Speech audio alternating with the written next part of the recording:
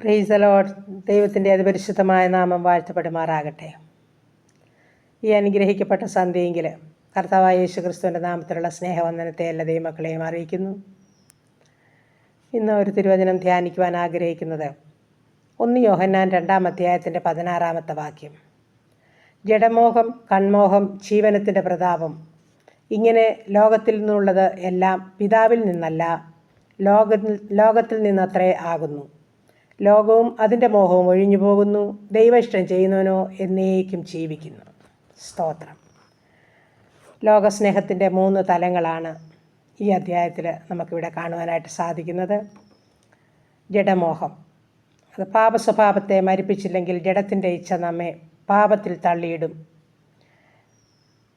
ജഡത്തിൻ്റെ ചിന്ത മരണമാണെന്ന് റോമാലേഖനം 8-ാം അധ്യായത്തിൻ്റെ 6-ാമത്തെ വാക്യത്തിൽ എഴുതിയിട്ടുണ്ട്.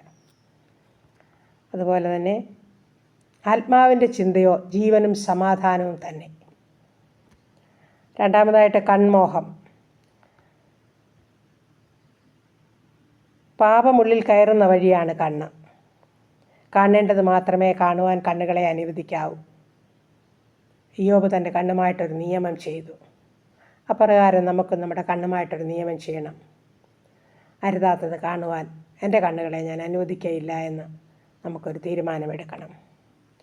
അതുപോലെ ജീവനത്തിൻ്റെ പ്രതാപം, ജീവിക്കുവാൻ വേണ്ടി എന്തും ചെയ്യുവാൻ മടിക്കാത്തൊരു കാലഘട്ടത്തിലാണ് നമ്മൾ ജീവിക്കുന്നത്. ഒരിക്കലും ദൈവഹിതമല്ലാത്ത ഒരു കാര്യത്തിനും നമ്മൾ വശംവദരായി തീരരുത്. സാത്താൻ ഈ 3 പരീക്ഷകളാലാണ് യേശു കർത്താവിനെ നേരിട്ടത്. എന്നാൽ ലൂക്കോസിൻ്റെ സുവിശേഷം 4-ാം അധ്യായത്തിൽ വായിക്കുമ്പോൾ നമുക്ക് കാണുവാൻ സാധിക്കും, യേശു കർത്താവ് വചനത്താൽ ഈ പരീക്ഷകളെ ജയിച്ചു എന്നുള്ളത്. അപ്പോൾ വചനത്താൽ നമ്മുടെ മുൻപിൽ കടന്നു വരുന്ന ഈ ലോകത്തിൻ്റെ നമ്മളെ കീഴ്പ്പെടുത്തുവാൻ തക്കോണം ലോകത്തിൻ്റെ മോഹങ്ങളിട്ട് നമ്മളെ കീഴ്പ്പെടുത്തുവാൻ കടന്നു വരുമ്പോൾ ഈ വചനത്താൽ നമ്മൾക്കും ജയിച്ചു മുന്നേറാം. അതിന് ദൈവം നമ്മെ സഹായിക്കട്ടെ എന്ന് പ്രാർത്ഥിച്ചുകൊണ്ട് എൻ്റെ വാക്കുകളെ ചുരുക്കുന്നു. ദൈവനാമം മാത്രം മഹത്വം എടുക്കുമാറാകട്ടെ.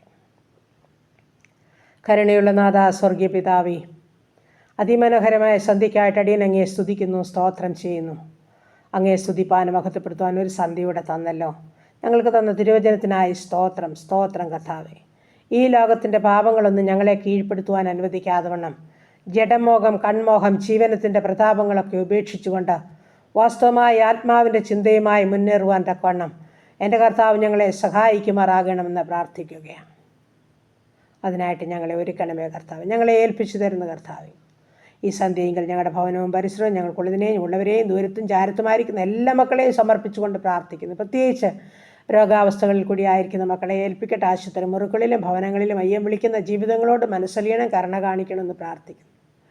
നന്നായി ഈ രാത്രികാലം ഉറങ്ങുവാൻ സഹായിക്കണം, സമാധാനത്തിൽ ഉണരണം, കർത്താവിനെ മഹത്വപ്പെടുത്തണം. അതിനായി ഞങ്ങളെ സഹായിക്കണം. പ്രാർത്ഥിച്ച് അനുഗ്രഹിച്ച് ഏൽപ്പിക്കുന്ന യേശു ക്രിസ്തുവിൻ നാമത്തിൽ തന്നെ. ആമേൻ, ആമേൻ, ആമേൻ, ആമേൻ. സ്തോത്രം, സ്തോത്രം.